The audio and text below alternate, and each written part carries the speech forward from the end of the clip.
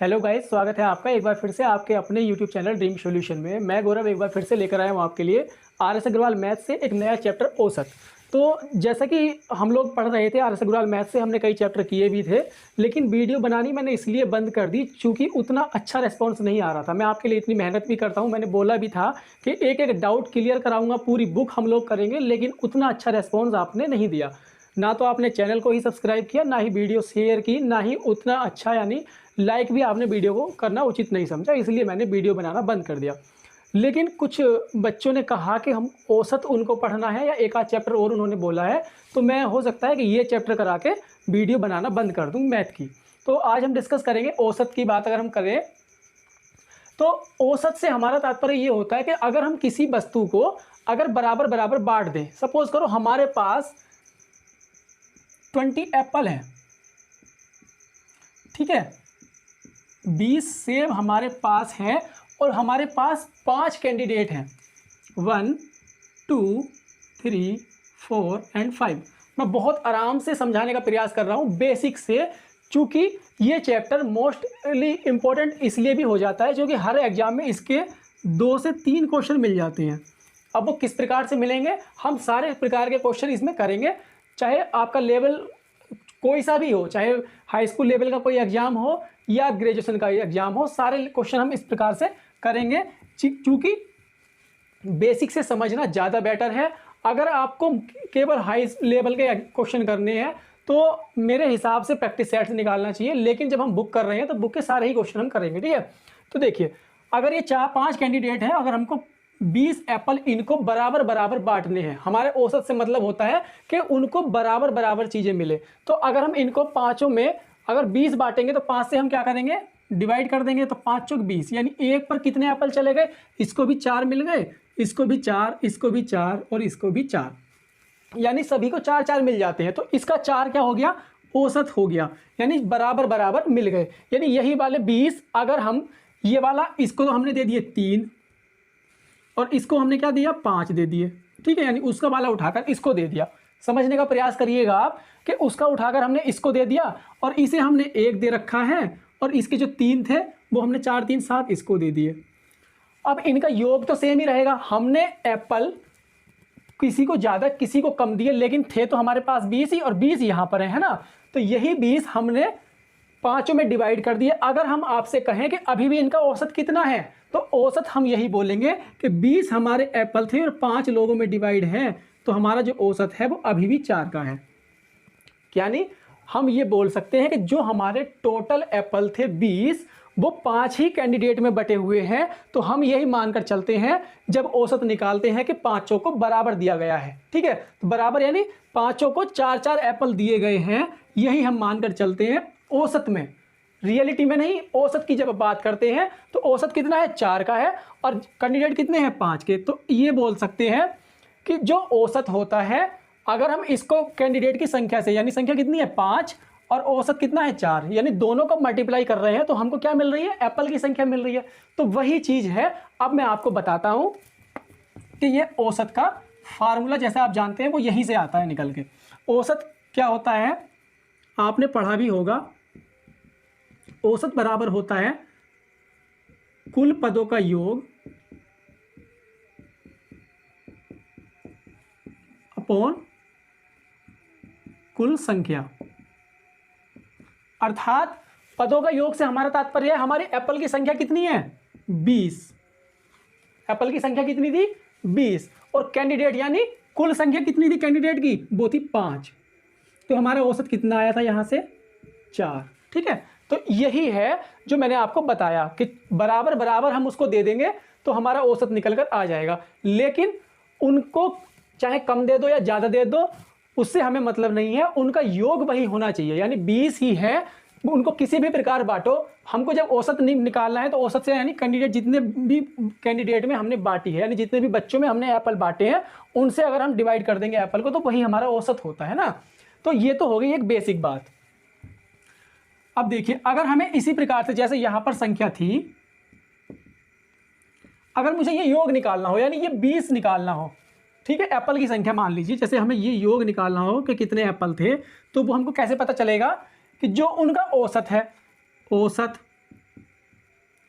गुणा और जो उनकी संख्या है, तो वही हमारा क्या आ जाएगा, योग आ जाएगा। देखिए कैसे कि औसत कितना आया था हमारा 4 गुणा और संख्या कितनी थी कैंडिडेट की 5, तो ये कितना आ गया 20, तो योग हमारा कितना आ गया 20 आ गया।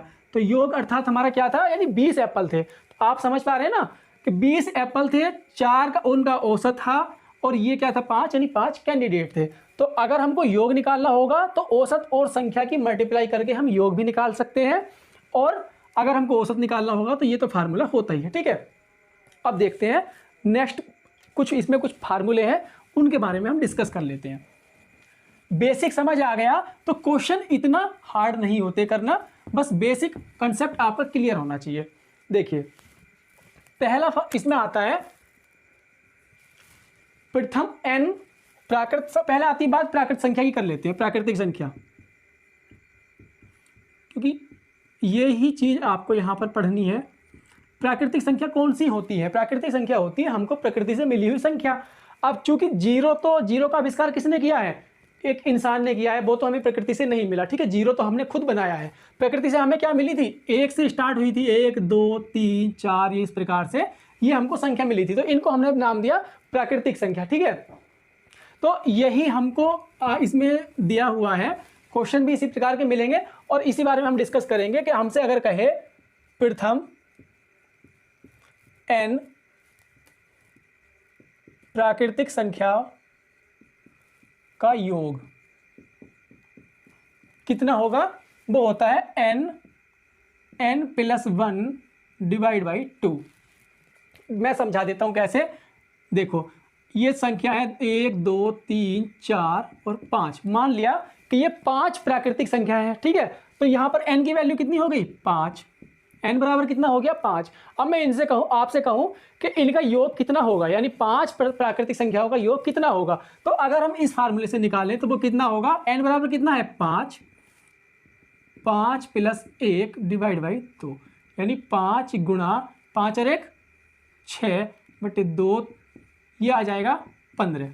अगर आप इनको जोड़कर देखेंगे तो वो कितना आ जाएगा, 2 और 1 3, 3 दूनी 6, 4 10 और 5 15, तो यही आ रहा है हमारा। ठीक है, तो अगर मैं इनके औसत की बात करूं तो देखिए अगर हम यहां से औसत निकालते हैं इनका, तो औसत कैसे निकालेंगे, इन सभी को जोड़ने के बाद, यानी कुल पदों की संख्या, यानी सभी को जोड़ देंगे।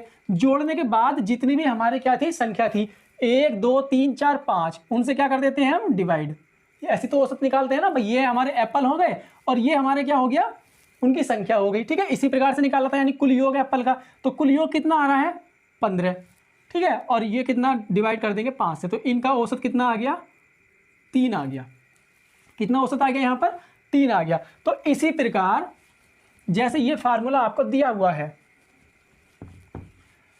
यहाँ पर इसी योग को अगर मैं यहाँ से औसत निकालूं तो औसत कैसे निकालूंगा, यहाँ हमारा क्या है n है, वहाँ पर क्या था 5 था। ठीक है, तो 5 से हमने डिवाइड कर दिया था औसत निकालने के लिए, और यहाँ पर n संख्या है तो हम n से डिवाइड कर देंगे, तो n से n कैंसिल हो जाएगा, तो हमारा औसत केवल क्या रह जाएगा n + 1/2। ठीक है, तो ये हमारा औसत आ गया। दूसरा आता है प्रथम n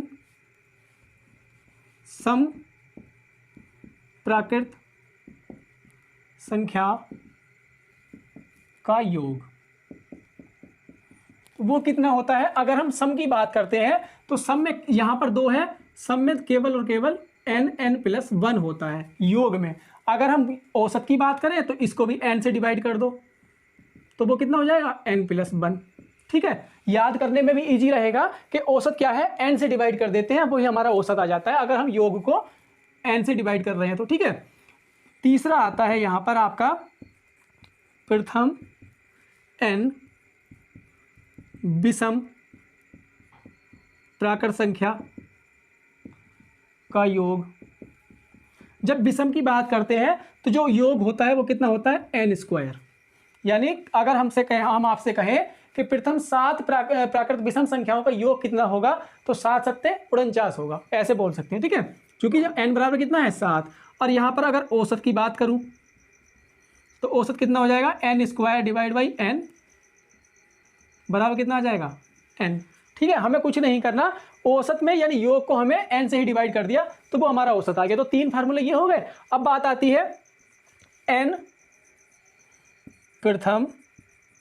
ये प्रथम की बात इसलिए लगा रहा हूं मैं स्टार्टिंग से जब हम बात करेंगे, ठीक है, ऐसा नहीं कि बीच में से हमने कहीं से भी पूछ लिया। प्रथम n प्राकृत संख्याओं के वर्गों का योग, वो कितना होता है? वो होता है n plus 1 2n plus 1 divide by 6, ठीक है। और यहाँ पर अगर औसत की बात करूँ मैं आपसे तो वो ये वाला n यहाँ से कैंसिल हो जाएगा, n plus 1 2n plus 1 divide by 6, तो ये औसत आ गया। अगर यहाँ पर वर्गों की जगह मैं आपको घन पूछ लूँ, ठीक है, आप इसका स्क्रीनशॉट ले सकते हैं, वैसे तो ये फॉर्मूले बुक में गिवन होते हैं। अगर मैं आपसे यहाँ पर घन पूछ लूँ, घन देखिए सेम यही है, केवल और केवल वर्गों की योग की जगह यानी घनों का योग कर लेते हैं। घनों का योग क्या होगा? तो घनों के योग में थोड़ा सा डिफरेंस ये होता है n into n plus 1 divide by 2 का स्क्वायर। अगर हम इसको ओपन करें तो हम यहाँ पर क्या लिख सकते हैं? एन स्क्वायर n प्लस 1 का स्क्वायर डिवाइड बाई 4, ठीक है। अब हम ये तो आ गई योग। अगर हम यहाँ पर इसका औसत निकालें तो ये n से यानी डिवाइड चला जाएगा, तो ये केवल इतना आपका क्या बच जाएगा? ये औसत आ जाएगा, ठीक है। तो ये तो हो गया योग घनों का और ये हो गया औसत। तो ये तो हो गए कुछ बेसिक फार्मूले। अब इसमें एक फार्मूला और आता है क्योंकि क्वेश्चन आपका बनेगा समांतर श्रेणी। देखते रहिएगा, क्वेश्चन भी हम लोग करेंगे। समांतर श्रेणी की जब बात करेगा वो किसी भी क्वेश्चन में, तो समांतर श्रेणी क्या होती है? 2 4 या ऐसे लिख लीजिएगा 2 5 8 11, यानी उनमें सभी में बराबर का अंतर होगा। यहाँ पर अंतर कितना है? 3 का, ठीक है। और यहाँ पर अंतर कितना है? 3 का। यहाँ पर कितना है? 3 का। तो यानी जब उसमें जो सीरीज बनेगी उसमें अंतर सभी में क्या होगा? बराबर का होगा सभी पदों में, तो वो हमारी समांतर श्रेणी होती है, ठीक है। तो जब इसमें हम औसत निकालेंगे तो वो क्या होता है? पहला पद, पहला प्लस लास्ट वाला, यानी लास्ट यानी प्रथम पद और अंतिम पद डिवाइड बाई कर देंगे 2, ठीक है। समझ पा रहे हैं ना आप? अगर हम इसी का औसत निकालें तो वो कितना हो जाएगा? 2 प्लस 11 बटे 2, कितना हो गया? 11 और 2 13 डिवाइड बाई 2। बस ये हमारा कितना आ जाएगा? इसका औसत आ जाएगा इसका। अगर अब यही फार्मूला मैं आपसे कहूं कि 1 2 3 4 5, भाई ये भी इसी में, तो इसमें भी तो एक का ही अंतर है ना, ये भी n प्राकृत संख्या है, ठीक है। तो हमको वो वाला फार्मूला यूज नहीं करना। जब इस प्रकार की सीरीज आती है तो समांतर श्रेणी वाले से ही काम चल जाएगा, क्योंकि इसमें क्या है? अंतर बराबर है। तो 1 प्लस 5 डिवाइड बाई 2 बराबर कितना आ जाएगा? 6 बटे 2। ये आ गया आपका 3 आंसर, ठीक है ना। तो ये आ गया। अब देखते चलिएगा क्वेश्चन, हम 1 बाई 1 क्वेश्चन करेंगे और उसमें अगर कोई बेसिक कंसेप्ट लगता है तो वो हम उसी टाइम डिस्कस कर लेंगे, ठीक है। चलिए क्वेश्चन नंबर 1 देख लेते हैं। क्वेश्चन नंबर 1 आपका कह रहा है निम्नलिखित संख्याओं का औसत कितना है? संख्या दे रखी है आपकी 76 48 84 66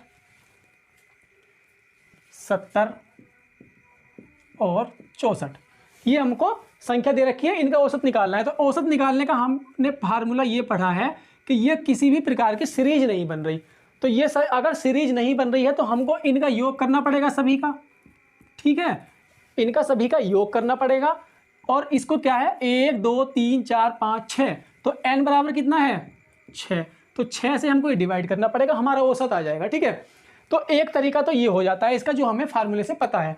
लेकिन जो एक शॉर्ट ट्रिक कह लो या उसको बोल देते हैं डेविएशन मेथड। तो डेविएशन मेथड में क्या करते हैं?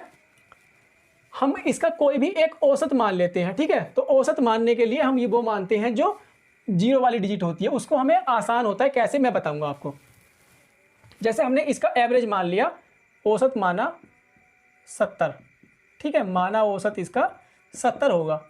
तो अब देखिए सारे जो पद हैं जितने ज़्यादा हैं, अगर ये 66 है तो 70 से कितना कम है 4, तो इसको -4 करके लिख देते हैं। ये ज़्यादा है तो प्लस के 14 लिख दो, ठीक है 14।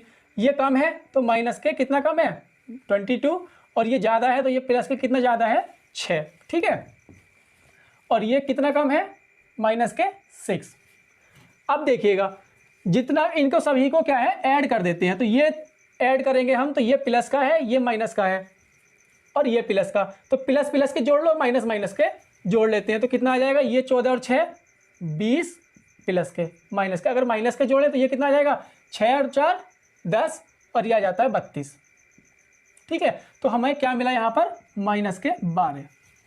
इतना मैं इसलिए समझा रहा हूँ क्योंकि आप समझ पाए, वरना आप ऐसे भी कर सकते हैं कि अगर यहाँ -6 है, अगर ये इससे हम इसको काट दें कट जाएगा सीधे सीधे, तो जो आपको कैलकुलेशन इजी लगे उस प्रकार से कर लीजिएगा, ठीक है। तो हमको इतना जोड़ना ना पड़ता, आप क्या करते हैं 14 और 6 18, सॉरी 14 ये है 22 और 4 कितना है 26, 26 माइनस के 14 फिर भी आपका 12 आ रहा है, ठीक है। तो 12 जो आपकी संख्या यहाँ पर आएगी, चाहे वो माइनस में आए या प्लस में आए, ठीक है। ये डेविएशन मेथड की बात कर रहा हूँ मैं, कैलकुलेशन ईजी करने के लिए।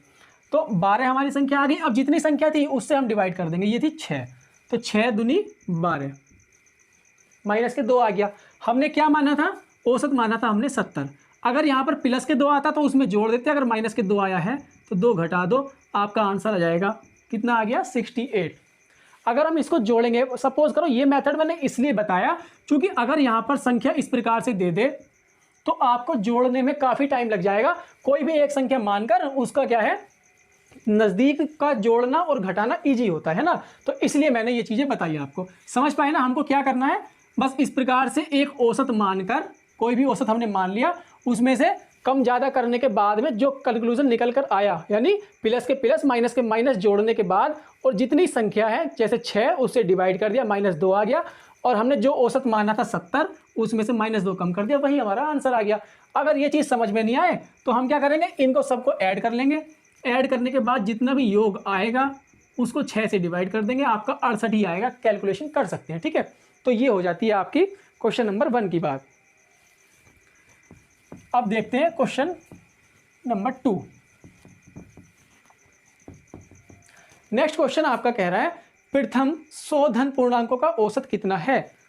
100 धन पूर्णांक क्या कहा है, प्रथम 100 धन पूर्णांक, मैंने कहा था समांतर से भाई 1 से लेके 2 ये 100 तक की बात कर रहा है, तो सभी में अंतर कितना है बराबर का है, यानी 1 का अंतर है, तो समांतर श्रेणी वाला हम यूज कर सकते हैं। तो 1 + 100 डिवाइड बाई 2, ये आ गया आपका 101 डिवाइड बाई 2 कर दीजिए यहाँ पर, ठीक है। तो बस कितना आ जाएगा 50.5। कौन सा ऑप्शन करेक्ट हो जाएगा यहाँ से। अच्छा भिन्न में दे रखा है तो भिन्न में भी कोई प्रॉब्लम नहीं है, आप क्या करेंगे, नहीं भिन्न में, सॉरी भिन्न में तो नेक्स्ट का दे रखा है, हाँ 50.5 आ गया आपका, तो ये सी ऑप्शन करेक्ट हो जाएगा। भिन्न में नेक्स्ट आपका क्वेश्चन है उसका आंसर दिया हुआ है। चलिए नेक्स्ट देखते हैं क्वेश्चन नंबर 3 सॉरी। तो ये आपका कह रहा है कि प्रथम 9 अभाज्य संख्याओं का औसत कितना है। प्रथम 9 अभाज्य, पहली बात तो अभाज्य संख्या की हम बात करें, अभाज्य संख्या क्या होती है। अभाज्य संख्या वो होती है या तो वो 1 से ही कटती है या खुद से ही कटती है ना। जैसे कि 2, यानी उस कोई भी संख्या अभाज्य तब होगी जब उसके 2 गुणनखंड होंगे। अभाज्य संख्या कब होगी, जब उसके 2 गुणनखंड होंगे। अगर आप कहें कि 1 के क्यों नहीं हो, एक गुण मतलब अभाज्य संख्या क्यों नहीं हो सकती, क्योंकि उसका एक ही गुणनखंड है 1। अगर हम यहाँ पर बात करें फिर सबसे छोटी अभाज्य संख्या कौन सी है 2, क्योंकि उसके 2 गुणनखंड है, एक तो 2 और एक 1, ठीक है। तो 9 की बात करी गई है ना, 9 अभाज्य संख्या। तो 9 अभाज्य संख्या हमारी कौन सी है, ये हो जाती है 2 3 5 7 और 11 13 17 19, 1 2 3 4 5 6 7 8 और एक आ जाती है आपकी 23, ठीक है। ये आपकी 9 हो गई। तो देखो ना तो इसमें कोई सीरीज बन रही है, ना ही आपका कोई यहाँ पर फार्मूला बन रहा है, तो आप क्या करेंगे, सीधे सीधे इनको ऐड कर लेंगे। तो ऐड करने से हमारा तात्पर्य है कि या तो डेविएशन मेथड से कर लो, जैसे कि हम कोई भी इसका औसत मान सकते हैं, है ना, या फिर इनको सभी को जोड़ सकते हैं। अगर सभी को जोड़े, पहला वाला क्वेश्चन डेविएशन से करा था, ये हम जोड़ के कर लेंगे क्योंकि इसमें कोई मतलब कैलकुलेशन ईजी भी है। 2 3 5 5 5 10 10 7 17 और 17 और 11 28, यहाँ तक का आपका 28 हो गया। ठीक है, 2 हिस्सों में कर लेते हैं, अगर ज़्यादा आपको हार्ड लगे तो। ये जोड़ते हैं तो 13 और 17 कितना हो जाता है, ये हो जाता है 30, और 19 और 23 ये हो जाएगा आपका 42। ठीक है, अब देख लीजिए 42 और ये हो जाएगा 70 प्लस 30 बराबर 100। तो योग आ गया आपका 100। कितना योग आ गया, 100, और संख्या कितनी है, 9। तो यही आपका औसत हो जाएगा, क्योंकि जितनी संख्या उससे डिवाइड कर दो। तो ये आ जाएगा आपका 11 9 99,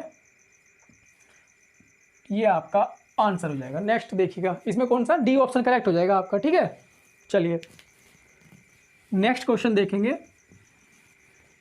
चैप्टर इंटरेस्टिंग भी है जो इसके क्वेश्चन है, और इजी भी है, लेकिन बस थोड़ा सा मैं इसलिए प्रयास कर रहा हूँ कि आपको बेसिक समझ में आ गया तो आगे आपको कोई प्रॉब्लम नहीं होगी। देखिए चौथा यानी 4th क्वेश्चन आपका कह रहा है प्रथम 10 समप्राकृत संख्या जिनका औसत हमको निकालना है।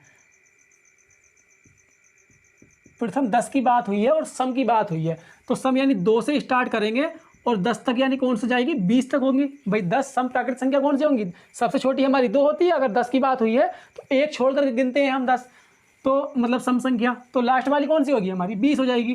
तो 2, अब जब समप्राकृत संख्या की बात हुई है तो हमारा क्या है, सीरीज कौन सी बन रही है, समांतर श्रेणी बन रही है ना, क्योंकि 2 का अंतर है सभी में। तो पहला पद प्लस लास्ट पद यानी अंतिम पद, और डिवाइड बाई कितना है, जो संख्या कितनी है हमारी 10, ये आ जाएगा आपका 22,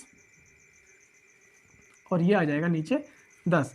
तो औसत कितना आ गया इसका, 2.2। ठीक है, कितना आ जाता है यहाँ से औसत, 10 समप्राकृत संख्याओं का, सॉरी यहाँ पर n थोड़ी ना आता है, यहाँ पर आता है 2। फार्मूला भी गलत हो गया, मैं वही तो कह रहा हूँ। तो ये कितना आ जाएगा, 11। ठीक है, मेरे वही ध्यान रहा n का, मतलब समांतर श्रेणी में n नहीं होता, समांतर श्रेणी में 2 ही होता है। तो ये आपका 11 आ जाएगा। कौन सा ऑप्शन करेक्ट हो गया यहाँ से, सी ऑप्शन करेक्ट हो जाएगा। ठीक है, चलिए नेक्स्ट क्वेश्चन देखेंगे। नेक्स्ट आपका कह रहा है 100 से कम सभी विषम संख्याओं का औसत। अब 100 से नीचे विषम संख्या कितनी होंगी, 50 होंगी, क्योंकि 50 तो सम होंगी, 50 विषम होंगी। तो 100 से कम यानी 1 से स्टार्ट होगी और कहाँ तक जाएगी, वो 99 तक जाएगी। ठीक है, सभी विषम संख्या। तो इसमें क्या है, औसत निकालना है, तो पहली संख्या कितनी है भाई, सभी में कितना अंतर होगा, 2 का अंतर होगा, समांतर श्रेणी वाला फार्मूला लगा सकते हैं। ये हम 99 कर देंगे, अंतिम पद डिवाइड बाई 2 कितना हो जाएगा, 100/2 बराबर 50। कितना औसत होगा यहाँ पर, 50 औसत हो जाएगा, यानी ऑप्शन नंबर डी आपका करेक्ट हो जाएगा। छोटा सा क्वेश्चन था, समझने की बात है बस। चलिए नेक्स्ट क्वेश्चन देखेंगे। 50 तक की सभी समप्राकृत संख्याओं का औसत कितना होगा। 50 तक की सभी समप्राकृत संख्या की बात करी गई है, तो 50 तक 25 तो होंगी सम और 25 होंगी विषम। ठीक है, अब 50 तक की बात हुई है ना सम की, तो ये 2 से स्टार्ट होगी और 50 तक जाएगी, यानी पहला पद होगा 2 और अंतिम पद होगा 50। डिवाइड बाई 2 कर देंगे तो ये कितना हो जाएगा, 52 यानी 52 डिवाइड बाई 2 कितनी बार चला जाएगा, ये 26 बार। तो इसका औसत कितना आ जाएगा यहाँ पर, 26 आ जाएगा। ठीक है, तो ये क्वेश्चन नंबर 6 का आपका सी ऑप्शन करेक्ट हो जाएगा। चलिए नेक्स्ट क्वेश्चन देखते हैं।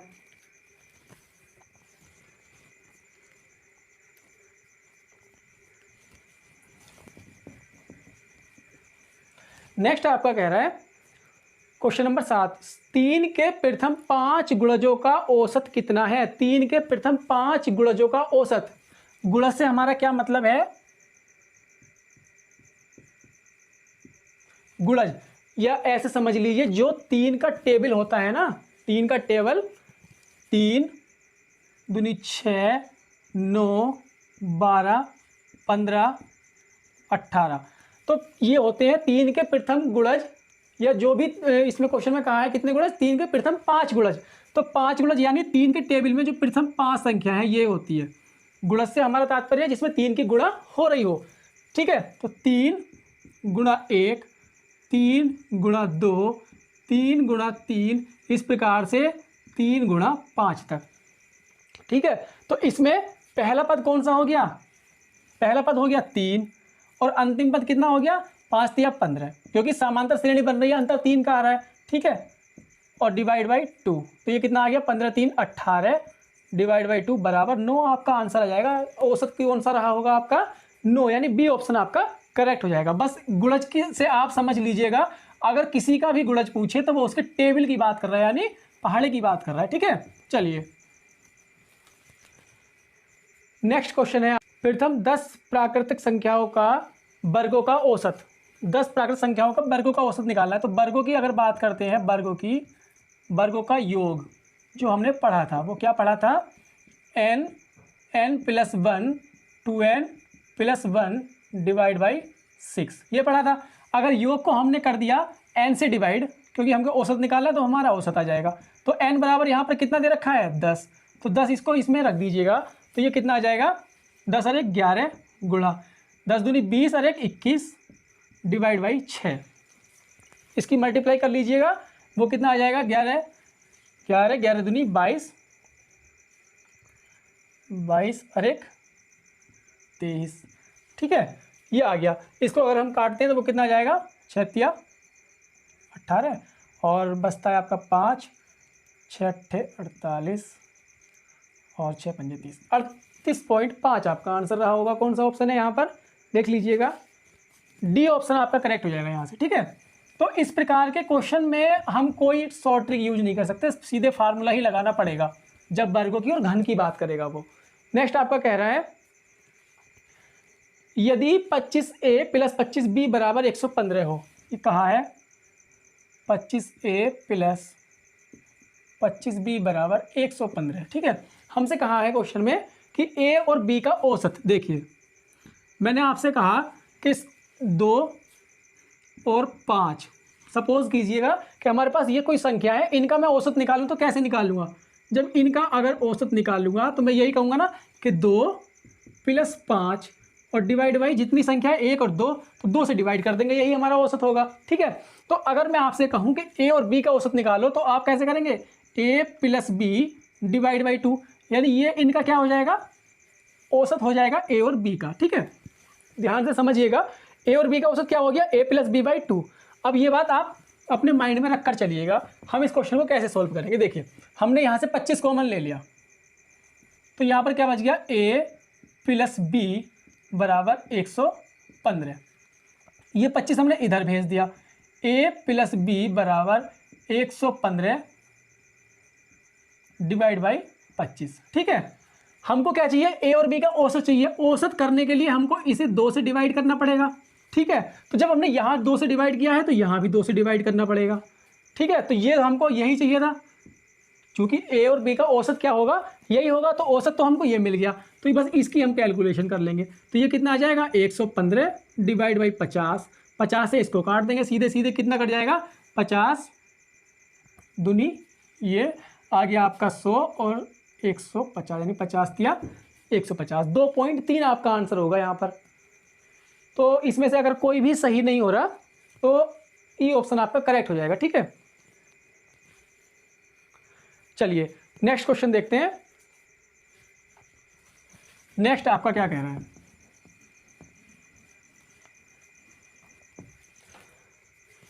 नेक्स्ट कह रहा है आपका 5 संख्याओं का औसत 10 है। 5 संख्याओं का औसत कितना है 10 है। देखिए 5 हमारी संख्या है, ये n बराबर हो गया, ध्यान रखिएगा 5 संख्या है, यानी 5 संख्याओं का औसत कितना है वो है 10। ठीक है, 5 संख्या हो गई हमारी, औसत कितना है 10। तो मैं आपसे बोलूं कि औसत बराबर कितना होता है योग डिवाइड बाई संख्या। ठीक है, तो हमको ये दोनों चीज दी हुई है, औसत दिया हुआ है 10, योग हमको पता नहीं, और संख्या कितनी दी हुई है 5। ठीक है, यही बात है ना।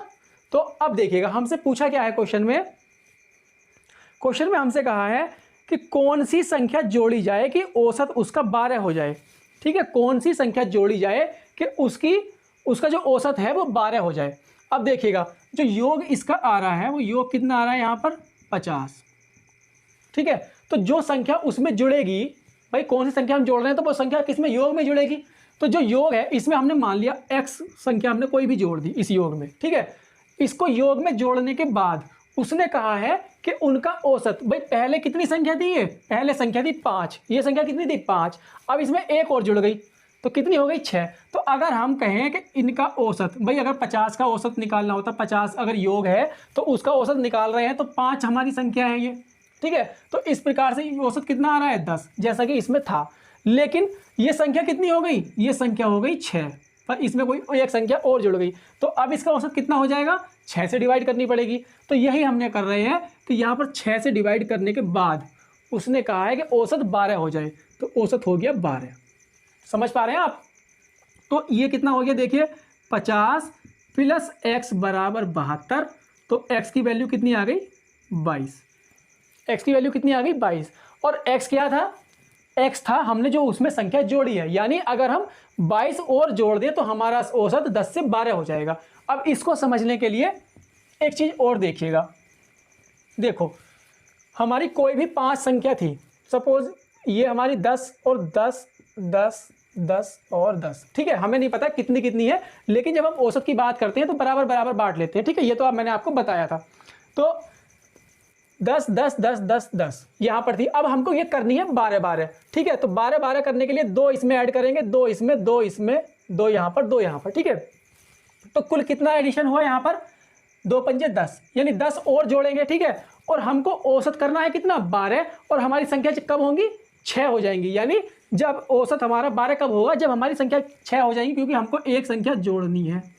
तो 12 औसत करने के लिए ये संख्या भी 12 होगी, 10 हमारे, यानी वो संख्या जिसका औसत 12 होगा और 10 अब उसे एक्स्ट्रा लेकर आने होंगे, तो ये सारे ऐड हो जाएंगे इसमें, यानी ये वाली संख्या आएगी तब हमारा औसत 12 होगा। समझ पाए ना कैसे, कि 2 इसको भी देना है 2 इसको भी देना है, यानी पांचों को 2 2 देना है और खुद 12 भी रखना है। तो इस प्रकार से अगर हम शॉर्ट ट्रिक की बात करें तो ये वाला है, और समझने का प्रयास अगर करना है तो इस प्रकार से आप समझ सकते हैं। ठीक है, चलिए, तो इसमें हमने क्या किया, देखिए जो शॉर्ट ट्रिक नहीं है वो भी यही चीज़ है कि देखो इसका जो योग हो रहा था वो कितना हो रहा था 50 योग हो रहा था। ठीक है, तो 50 योग में हमने क्या है कोई भी संख्या जोड़ दी, और जो योग हमको चाहिए है वो कितना चाहिए भाई 6, अब 6 संख्या है और औसत चाहिए हमको 12। ठीक है, तो उनका जो योग कितना आना चाहिए 72, और 5 संख्याओं का कितना है 50। तो ये तो 5 संख्याओं का योग है, हमने x और जोड़ दी इसमें 6, तो 6 संख्या जिनका योग कितना आ रहा है 72। इस प्रकार से समझ लीजिएगा आप कि 50 प्लस x बराबर कितना है 72 के, यानी ये 6 संख्याओं का योग है और ये भी 6 संख्याओं का योग है, तो दोनों को इक्वल रख दिया हमने। इस प्रकार से भी कितना आ जाएगा 22। ठीक है, चलिए नेक्स्ट क्वेश्चन आपका कह रहा है यदि 7 क्रमागत संख्याओं का औसत 33 हो तो इनमें से सबसे बड़ी संख्या कौन सी होगी। 7 क्रमागत संख्याओं का औसत कितना दिया हुआ है 33। जब क्रमागत संख्या दी हुई है तो एक बात मेरे को ये बताइए, 1 2 3 4 या 5, ये 5 क्रमागत संख्या है। ठीक है, इनका औसत आप जब भी निकालोगे, जब 5 यानी विषम में दिया हुआ हो, विषम संख्या हो, यानी 5 है हमारी, तो 5 क्या है होता है विषम, यानी n बराबर हमारा विषम हो, तब की बात मैं कर रहा हूँ। तो यहाँ पर अगर 5 दिया हुआ है तो जो इनका औसत होगा क्रमागत का, तो वो बीच वाला औसत होता है।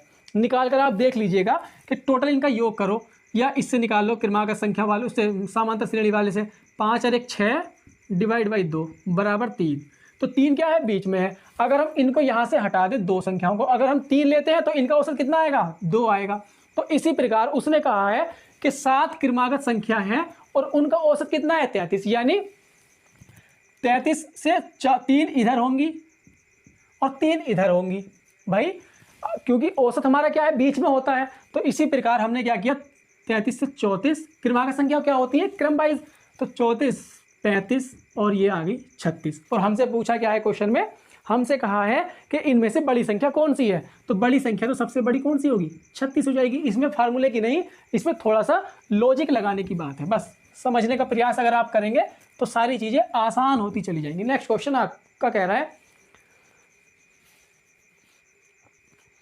4 क्रमागत सम संख्याओं का औसत 27 है।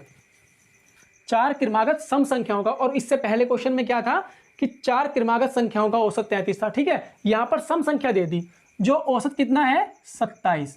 अब इसमें भी ये कहा है कि सम संख्या जो है वो क्रमागत है, तो जब 27 औसत होगा तो 27 किसके बीच में आती है, क्रमागत है, तो ये आपका 28 होगी और ये 26 होगी, यही तो होगी ना भाई औसत। जब 4 क्रमागत संख्या है तो 27 के 2 इधर होंगी और 2 इधर होंगी, तो ये आपकी 30 आ जाएगी, ये आपका कितना आ जाएगा 24। इसी प्रकार से तो होगा ना भाई, इनका औसत कब 27 बैठेगा, जब 27 यहाँ पर बीच में कहीं होगा, ठीक है। तो बीच में कब होगा, जब 2 पहले होंगी उसके 2 बाद में होंगी, ठीक है। तो यहाँ पर हमसे पूछा है क्वेश्चन में कि इनमें से बड़ी संख्या कौन सी होगी, तो बड़ी संख्या कौन सी हो रही है, 30 हो रही है, यही कहा ना, बड़ी संख्या 30 हो रही है, यानी आपका ऑप्शन नंबर बी करेक्ट हो जाएगा, ठीक है। चलिए नेक्स्ट क्वेश्चन देखते हैं।